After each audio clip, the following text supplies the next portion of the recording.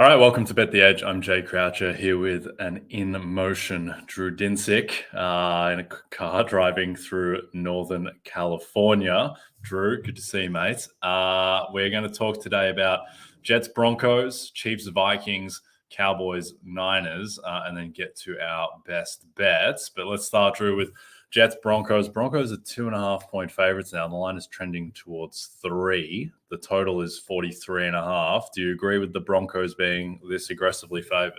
I do. I think it should be more. Okay. The entire study of Week 5, as I see it in a macro sense, is how fast are you willing to come off your priors, right? The market has pretty aggressively adjusted a number of teams based on what they've seen through 4 weeks, and with the Broncos, because the defense was so poor, particularly 2 weeks ago, there's been a pretty healthy adjustment down in terms of team rating for this Broncos team. Let's not forget that preseason, the Broncos were expected to be a 9-win team, 8 or 9-win team. Like this was, they weren't, in the mix for a playoff spot, but they were, or in a pole position for a playoff spot, but they were definitely in the mix. And I think that the absence of Justin Simmons, Josie Jewell, the laundry list of players that they've been missing on defense has been very, very long in the last handful of weeks. And that's influenced, the poor quality of play we've seen from that side of the ball. These guys, I'm expecting a lot of them will be back. And the Broncos defense all of a sudden is going to be at full strength at home, taking on a Zach Wilson led Jets offense that is coming off of their best performance of all time that still wasn't enough to get a win against the Chiefs. So I think Zach Wilson, I'm perfectly fine with a small, time frame sell high on him and a buy low on a Broncos defense that's getting healthier. And then the other side of the ball, there's not much to really handicap here. The Broncos offense is not good, but they're fine. And going up against the Jets defense that looks a little bit more vulnerable than I think we expected to start the season, particularly through the air. This sets up pretty well, I think, for the Broncos to get a pretty comfortable win. I would expect that there's going to be, a handful of Jets turnovers in this game, largely because I like the, ability of Pat Surtain to lock down Garrett Wilson. And I think you're going to see Zach Wilson trying to throw into tight coverage that all of a sudden will result in maybe some short fields for the Broncos. So even more than I like the Broncos at -2.5, I would take them on all spreads. I think there's a realistic chance here that the Broncos getting the Jets at altitude this early in the season, coming off of what we saw last week and getting healthier, might be the much better team in this spot. Okay, interesting. I think we're on other sides of this. I don't understand why the Broncos defense has been so bad to this point, and it's not just the Miami game, but like why are they giving up 28 to the Bears? I don't understand why this doesn't look more like the defense of last year, even like completely lit up by the Commanders as well. And now they're going up against the Jets team that, look, it's very difficult to trust Zach Wilson, but that's the best I've ever seen him play. For the first time, that looked like a real, just viable NFL offense, even if it wasn't great. The fact that he was able to do that in that position, the fact that Breece Hall, who no longer has pitch count effectively, he looked the healthiest that he has. I don't know. If Wilson is going to be anything like the quarterback he was on Sunday, then the Jets are a better team than Denver. Obviously, that's counting on a lot, given that he's got a lot of track record of not being that guy, but just showing that level of competence. Still, they've got the better defense than Denver. If I were to be on the Jets, I don't like that DJ Reed has not been practicing. They've got some other injuries as well to deal with, but Denver also have their own injury concerns. So, yeah, I don't know. I do think that Russell Wilson looking as, again, competent as he has is the best thing that the Broncos have going for them at the moment. But I'm surprised that this is trending towards 3, though. Certainly the market agrees with you here. If you like the Broncos defense, do you think there's any upside for them the rest of the season? I mean, they win this, they're 2-3 and kind of vaguely back in the playoff mix. Yeah, so this is actually probably the part 1 of a multi-week bye on the Broncos. They play on Thursday Night Football next week against the mighty Chiefs. We'll get to the Chiefs in a second. But my expectation is if the Broncos do well in this game, if they cover by margin, if the defense looks good, people are just going to be like, well, shame on me for believing in Zach Wilson. right? They're not going to be like, oh, the Broncos are healthy on defense, and all of a sudden they're much better than the team that conceded 70 points. So I think realistically there is an opportunity to probably buy low on the Broncos next week. And then I forget who the Broncos opponent is after the Chiefs, but then it's the Chiefs again. So they get the Chiefs twice in the next 3 weeks. And, I think both of those games to me look like market's going to give you, I don't know, maybe double-digit points on the road and 7 points at home. I'm probably going to take Broncos in both of those instances, just knowing that this Broncos offense under Sean Payton is a heck of a lot more. I don't even really know what the word is, but just coherent, just able to, just functional, really, as opposed to Nathaniel Hackett's offense last year, who, oh, by the way, is going to be in Denver with Zach Wilson and company this weekend. Yeah, revenge game. I'm riding with my man Nathaniel Hackett. He's never let me down, Drew. Never.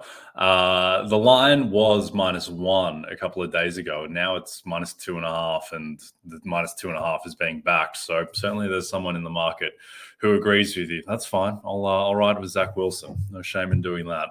All right, before we get to a better quarterback than Zach Wilson, a reminder that Bet the Edge isn't the only show every weekday during the football season. You can also check out the Fantasy Football Happy Hour with Matthew Barry, Connor Rogers, and myself. It airs live on Peacock at noon Eastern, or it airs at 4 p.m.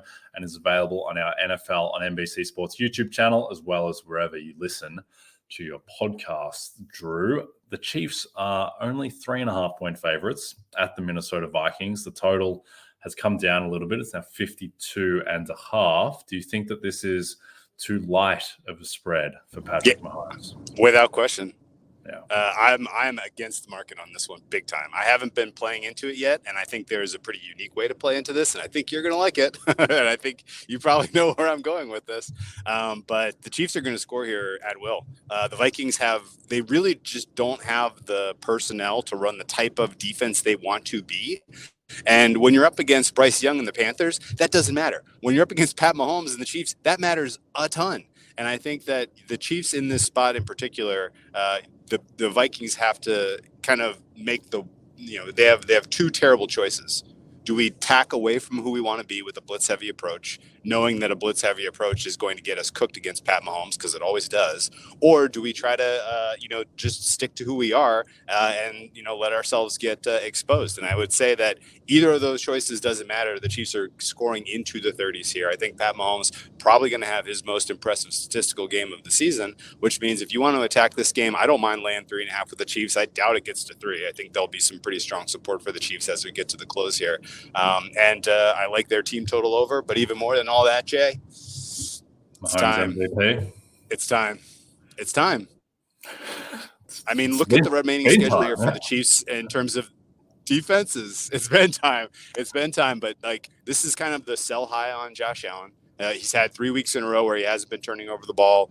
People are, more confident than ever that the Bills are, the best team in the NFL. I think the Chiefs are right there. The Chiefs are going to improve throughout the season. And, oh, by the way, they get 6 games left in division against the Broncos defense, who I know I'm making a case that they're better than a team that gave up 70 points, but they're still not very good, not good enough to keep the Chiefs into, the 20s or the teens. And so he's got 2 games coming up against the Broncos. He's got 2 games left against the Chargers, whose pass defense has been absolutely woeful this season, and 2 games left against the Raiders. There's really not a lot of especially strong pass defenses left on his schedule. And I think you're buying into a Pat Mahomes and a Chiefs team that is coming off of a very, very tough game against the Jets defense that always plays the elite quarterbacks well. And now you're kind of buying, you're buying as low as you're going to buy, I think, on him, because he puts up a couple of weekends in a row here of impressive statistical numbers, and people are going to remember, oh yeah, he's the best quarterback. He's the best player in the NFL. And I think his MVP price could crater from something like 6-1 into the, 2-1 range. So I think this is the time. Does that all make sense to you? Yes, it does. And I think people have really cooled on Mahomes after he did literally get outplayed by Zach Wilson and threw 2 just terrible picks. But the thing is 2 things. One, they won the game. And when you win the game, that gives you a certain floor, or it gives you certain protection as to how much you can drift. And then, he threw 2 picks. That's fine. That doesn't sink you. It's not great, but it doesn't sink you. And the fact that they came out of that game with the win in a game they really could have lost, now all of a sudden he's 3-1, where kind of everything has gone wrong for the offense. Mahomes, he leads the league in terms of drop pass percentage. So he's gotten as unlucky as any quarterback could. That will get better as Kadarius Toney gets healthy, as Rashee Rice gets more integrated, as Kelsey becomes Kelsey more and more. And to your point about the defenses on tap, you have Minnesota, Denver, Chargers, who just got rid of J.C. Jackson. Not really sure what they're going to do at corner. Denver again, Miami. He's lucky that he's going to face Miami before Jalen Ramsey comes back. So I agree. And also a semi-relevant thing for MVP is that he gets to play Josh Allen at Arrowhead. And I think that's kind of material. Like that's a 3.5 point swing right there in terms of that individual matchup, which could very well end up being the tiebreaker for the 1 seed. So I still think from day one, I think we've agreed Mahomes should be favorite to win this award. I still think, Allen is pretty scary. Allen's very, very good. I'm against Josh Allen in that market, and I don't feel great about it. But the thing that comforts me there is that the Bills have the hardest remaining schedule in football. And they're at a disadvantage travel-wise this week against Jacksonville. So hoping Jacksonville can sneak that one out somehow. But I agree. I think that the Mahomes is the bet for MVP, still on the plus 550, plus 600 range. I think the Chiefs 3.5 are the bet here.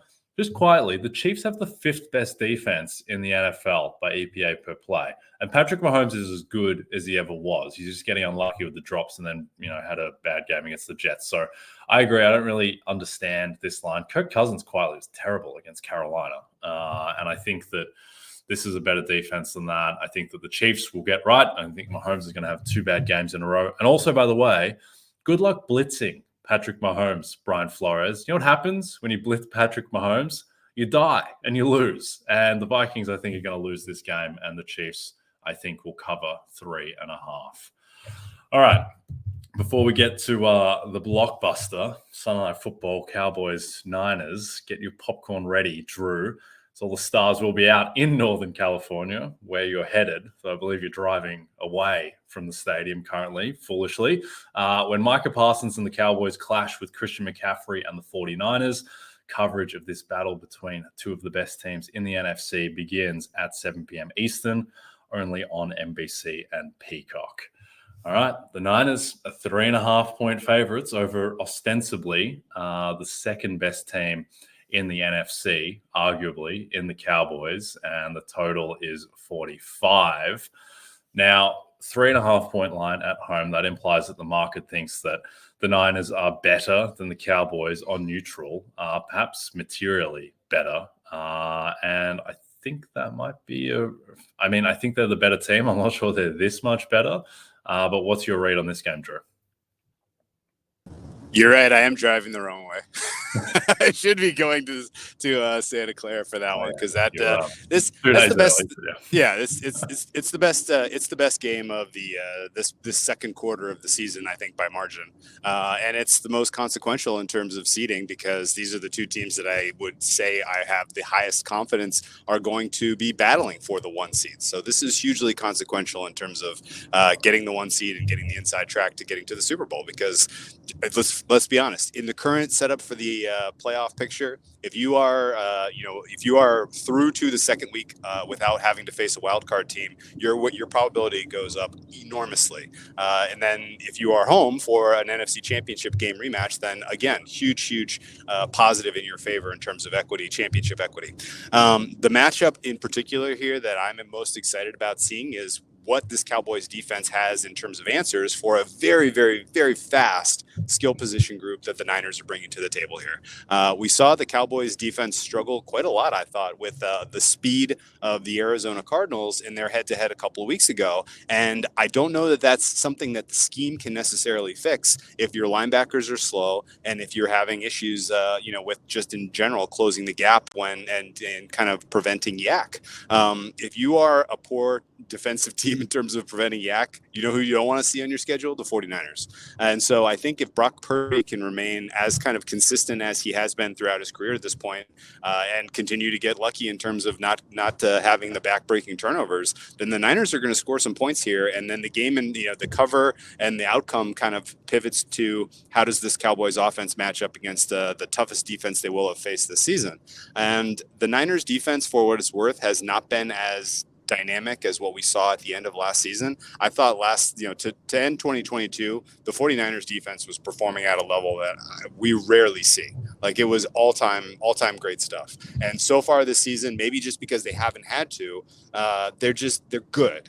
Right. Some of the run defense is a little, well, I wonder what's going on there. The pass rush hasn't been as effective. Nick Bosa not performing at the same level as some of the other elite defensive players in the NFL. And, it's possible that the defense overall, in the absence of DeMeco Ryans, has taken a small step backwards. So to me, I think the style of play that the Cowboys want to be under Mike McCarthy's offense is a little bit of an unknown here, because we haven't seen them in a neutral game state. They have been either blowing teams out or at a huge deficit in the case of the Cardinals game. And so they're a little bit of an unknown and a little bit of a question mark. But what I have seen, at least in early games, scripted portion of the offense for the Cowboys, is a team that wants to be quick pass.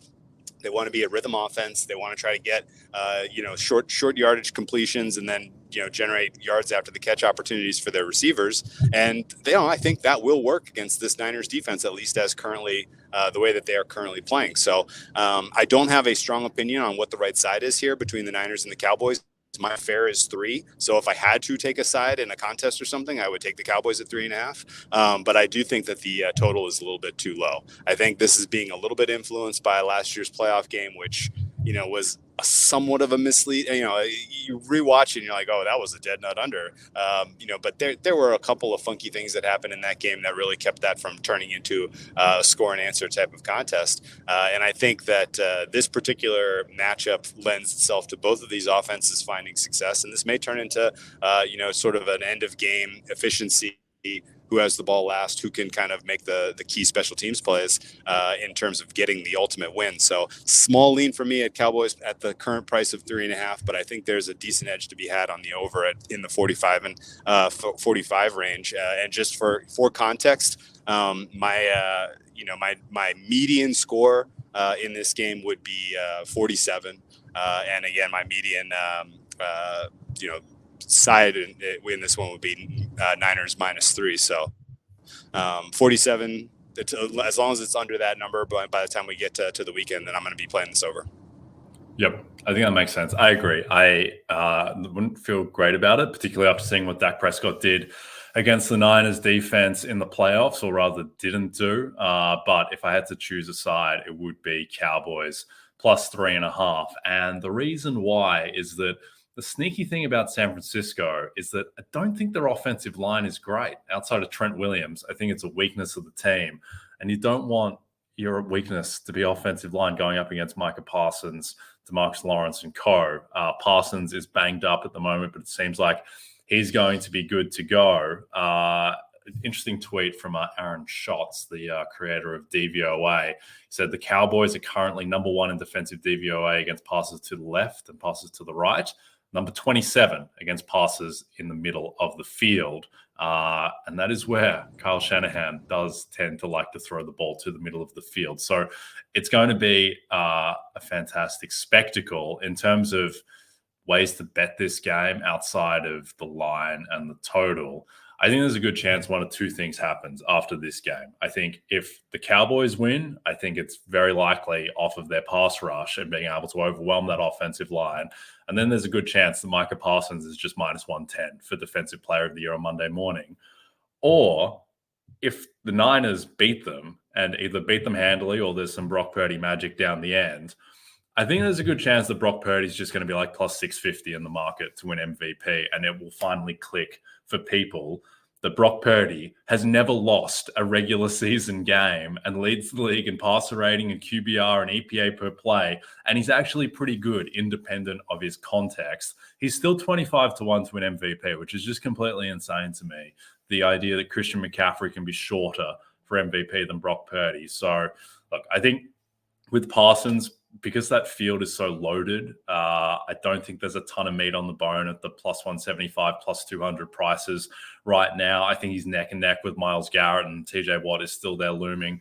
But Brock Purdy, I wouldn't wait for that one because that price, I think, is just going to cave at any moment.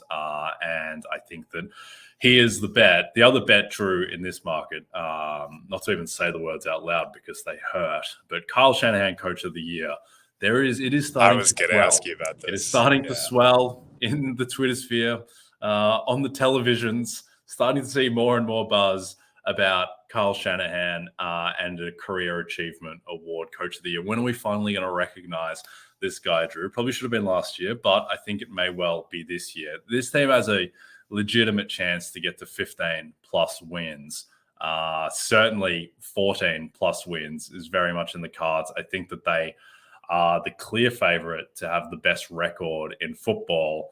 And then you have to think about, all right, well, what beats a Shanahan 14 or 15 win team, let alone 16, which isn't out of the realm of possibility either. So what beats that? I guess like D'Amico Ryans going 11-6, Mike McDaniel maybe going 14-3, getting the 1 seed, overcoming the powerful Buffalo Bills. Like Todd Bowles going 13-4 and winning that division, and just lapping an easy schedule down the stretch.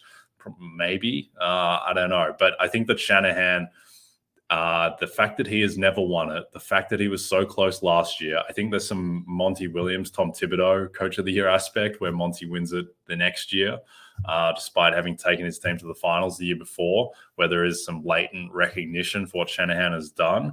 And I think that he is just so respected.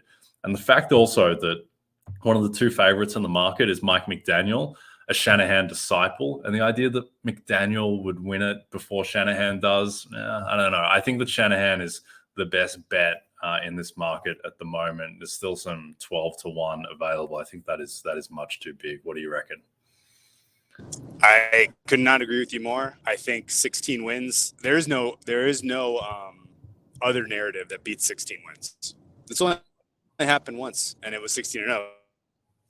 You know, it's not like that. You know that can go unrecognized. It's your point about Mike McDaniel is pretty good too. You know who else is a Shanahan disciple? The reason that the Houston Texans are good.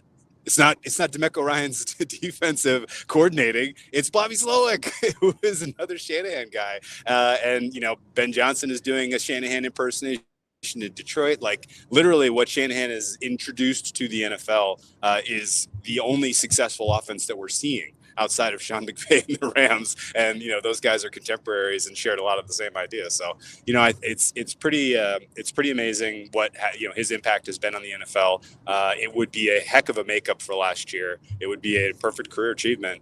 And I think it is absolutely worth having some Shanahan in your portfolio, if not the only or largest stake at this point, considering the fact that if the Niners get this win, and again, market thinks that it's better than a 55% chance that they're winning this game against the Cowboys by 3.5 point spreads tells you that.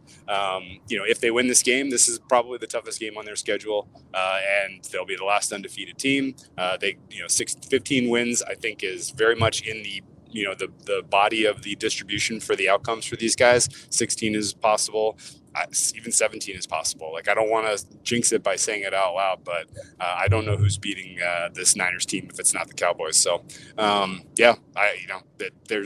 there's a lot of upside here. The Brock Purdy MVP thing is interesting too. He scored 30 points in every single one of his starts, except for the game against the Cowboys in the playoffs last year. Like, that's kind of insane. It's tough for me to get to the point where I really believe that the voting block will just man up, just acknowledge it, right? Just, okay, fine. We get it. He's good. We're going to give him the MVP. I think there's going to have to be a year where he gets votes but doesn't win before he's anchored to people believing that it could be possible. So I'm going to probably sit out the Brock Purdy MVP this year. I don't think that there's upside for Nick Bosa, Defensive Player of the Year, although certainly he was, at 21 looks appealing considering he's as talented as the guys at the top of the market, and, maybe gets healthier and continues to, perform well. I'm a little bit of a seller on Christian McCaffrey, Offensive Player of the Year, because I think there's a possibility he misses time at some point this season. But Shanahan, Coach of the Year, that's music to my ears. I think it's absolutely worth having some stake in that. Yeah, I think 16-1 is pretty close to unbeatable for Shanahan. 15-2, he's probably favorite against the field, or very, very close. And then 14-3, he can still win. In that scenario, I'd make him a dog to the field, but he could still very conceivably win. So, look, I think the play is to just back both Shanahan and Purdy and get as much awards equity out of the presumptive best record in the league, and then maybe Shanahan gets the credit, maybe Purdy gets more of the credit, or maybe it's like Lamar Jackson and John Harbaugh in 2019 where they just both win, which I think is possible as well. All right, before we get to our best bets, a reminder that Saturday, October 7th at 11 a.m. Eastern, Vaughn Dalzell, Brad Thomas, and Eric Froton are answering your college football betting questions for Week 6. They'll handicap multiple top 25 matchups on Saturday, including Dylan Gabriel and number 12, Oklahoma, taking on number 3, Texas, in another edition of the Red River Rivalry. Okay, what's your best bet for Week 5, Drew? Somewhat controversial because there are people that are lining up to be on the other side of this, but I don't mind because I'm pretty excited about what I think is a decent spot here for Philadelphia to get a healthy cover against the Rams. We teased this earlier this week. I'm all about the brotherly love this Sunday.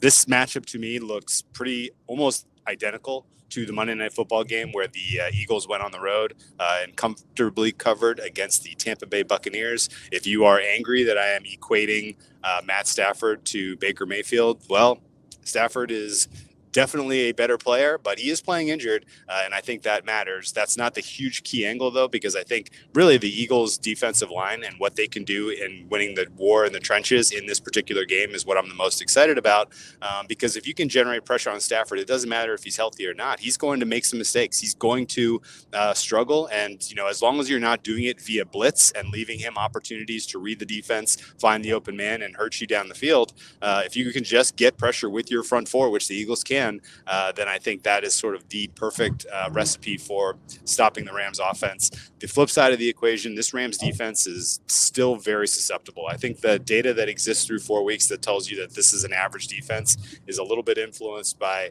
just some pretty lucky stuff that has happened to them over the balance of this season. I think this Eagles offense is going to have relatively little resistance getting into the high 20s here. And what makes me the most excited about backing the Eagles under a touchdown is if this team has a 1-score lead, if they're leading by 7 in the fourth quarter at any point in time, we have already seen the recipe of them putting together a 9-minute drive that wipes out the fourth quarter and puts away the game. So the Eagles kind of have exactly the right sort of makeup to know when to go for it and to really get the most out of all of the situations that happen in game offensively. So really nothing bad I can say about the Eagles. At some point this season, I think there will be a sell position on the Eagles. It's probably coming up relatively soon. But this game to me just screams this is Eagles or pass.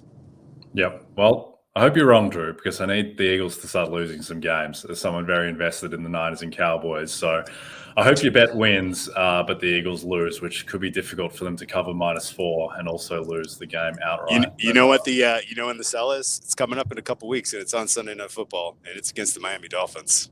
Yeah, and then you can continue to sell them against the Chiefs and against the Bills and against the Niners and against the Cowboys and against the Cowboys again. I mean, the schedule for the Eagles through sort of the meat of the season is so bad. I think they're going to need to basically hold on for dear life and win their final 3 games against the Giants, Cardinals, Giants in order to get a wild card spot. That's my general read on this team. Yeah, their past day is going to get really stressed, and I think it's going to break because it's not great at the moment. So I am with you there. My best bet this week, Drew, is the Detroit Lions, -10, home to the Carolina Panthers. Looks like Amon-Ra St. Brown is going to play, despite some concerns about his abdomen. And the big news here, Drew, is that Zach Wilson isn't one of the 2 worst quarterbacks in the NFL anymore. Now it's Desmond Ridder and Bryce Young. Bryce Young has been horrific, and his offensive line is terrible. He has no weapons whatsoever. He looks completely lost out there. The defense isn't very good either. And now they're going up against a Detroit team that is coming off extra rest, that sneakily has a defense that I think is comfortably above average with the way that Aiden Hutchinson is playing, which is at a fringe DPOY level. I don't think he's quite that tier 1 with those top 3, but he's probably the next guy along with the Nick Bosas of the world. Brian Branch has come in and been a weapon straight away. He's been hugely helpful for them. And then Jared Goff is playing. Look, he's not going to. I don't think he's going to win MVP, but he's playing at a kind of fringe MVP level. He's been excellent. The offensive line is still all world and in that tier right behind the Eagles and co. They get Jameson Williams back, which I don't think he's going to do a ton, but he's just another weapon who adds to Amon-Ra. Josh Reynolds, who's just rock solid, and then Sam Laporta, who quietly is having the greatest rookie tight end season in NFL history and can't even crack the top 6 or so in Rookie of the Year odds because the class is so loaded. So I think the Lions are for real. I think they are the 4th best team in the NFC. I think that they are a team as well that can really protect and extend a lead with the way that they're able to run the ball with that offensive line, with David Montgomery, with Jahmyr Gibbs. I think they're going to annihilate Carolina, and I can't really find any reasons to feel optimistic about the Panthers in this one. What do you think? No disagreement at all. This is the Carolina. We could go on and on about the problems with Carolina. I don't see how they have a way into this game. This feels a lot like a rerun of what we saw 2 weeks ago with Lions-Falcons, where the Lions can kind of pick their score and they can keep the Panthers under 10 points. Key question for you, Jay. Do we just need to bet the Lions every week in order to cover the Kyle Shanahan position? Because we didn't mention Dan Campbell in the Coach of the Year talk, but he's probably going to get a top 2 seed.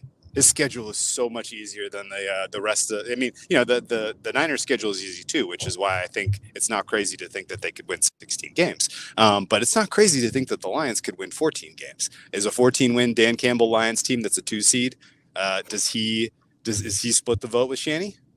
Campbell wins in that scenario because it's the Lions. It's kind of like. It's the same reason that Thibodeau won on the Knicks. Like the Knicks were just so insipid of a franchise. It's the same reason Daboll won last year, where the Giants were so insipid. The thing is with the Lions, they did come into the season as the 4th favorite to win the NFC and the clear favorite to win their divisions, and they won 9 games last year. So look, I think he has to win 13 games to have any chance. 12-5 Lions team. I just don't. I understand the appeal of Dan Campbell and the Hard Knocks thing. And the fact that he's just a massive bloke and a movie character as much as a football head coach. But and I do think that the people that the voters will want to vote for, just in terms of personality and story, it's Dan Campbell, it's D'Amico Ryans, it's Mike McDaniel, and I think it's Kyle Shanahan. I think those are the 4 guys. And you could argue even that Campbell would get more of a push than anyone just because it's the Lions. But I do think they do have some spots on their schedule where they can slip up. Their final 3 games. And look, as we saw last year, I don't think week 18 really matters that much for this kind of award unless it knocks you out of a 1 seed of the playoffs. It's week 16 and 17, which are the really high leverage games. And the Lions in those 2 spots, they go at Minnesota and then at Dallas in prime time. So I need Micah Parsons to end Dan Campbell's Coach of the Year candidacy in week 17. And I think he might. I have faith in that. Because outside of that, I mean, they have other tough games. Like they have at Baltimore, they have at Chargers. There'll be dogs in those games, one would expect. At New Orleans, which by that time, maybe the Saints have figured some things out in a couple of months. So look, it's not an absolute cakewalk. It is not very difficult. And I think that the Lions are probably going to go 12-5 and be right in the mix. And then a bit of luck takes them to 13-4, in which case he's got a very solid case. And 14-3, he becomes pretty formidable. So, I'm afraid of Dan Campbell. I would make him the favorite in that market just because I'm more confident in him getting to 13-4 than I am in Shanahan getting to 15-2. Just, I guess that's somewhat close, but just the Lions schedule is easy enough. I think he's the favorite, but look, I don't think he's really a bet at market prices. I still don't think he's more than a 20% max chance to win. And look, you got to fade the max 20% chances to win if they're not valued, Drew. So hopefully Micah Parsons can save us in that spot. Yeah, all right. I like it. Yep. All right, we are done. A reminder, you can go through our past shows in the podcast feed or on YouTube to check out our handicaps of effectively every other game on the NFL schedule this week. And also don't forget to check out NBCsports.com for more information to help you with your wagers. Thanks everyone watching on the YouTube channel. Please rate and subscribe if you're listening as a podcast. And another reminder to find all your favorite NBC Sports shows on Amazon Music. Just head to amazon.com/NBC Sports. For from Jay Croucher and Drew Dinsick. We'll see you next week.